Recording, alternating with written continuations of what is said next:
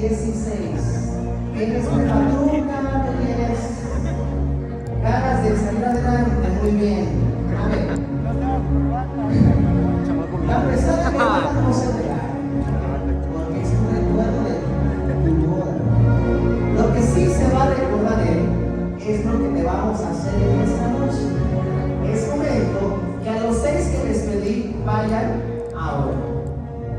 Y todos los demás también vayan detrás de ellos. Porque es el momento en que levantemos al novio. ¡Levántenmelo! ¡Porque lo vamos a aventar al novio! ¡Una música! ¿Qué pensaron? ¿Que con el todo muy bendecido no vamos a levantar? Sí. ¡Ahí!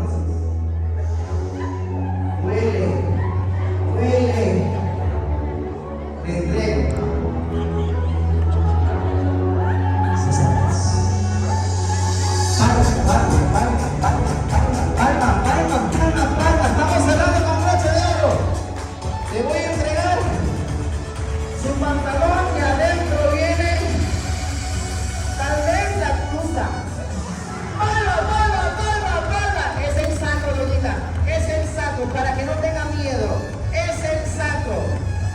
Le entrego la camisa y quiero en esa noche. ¡Ey!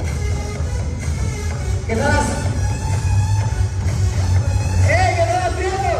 No, él no sale así. ¡Una buena mujer!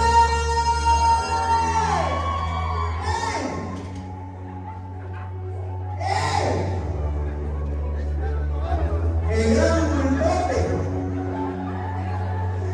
¡Vamos! ¡Vaya!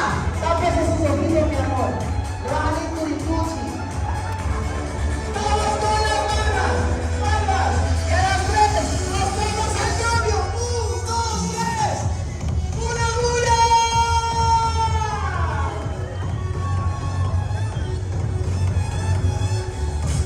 En esta noche presentamos al novio. Y eso dice así: 1, 2, todos abajo, así, todos. Cuenten conmigo: 1, 2, 3. ¡Estámelo!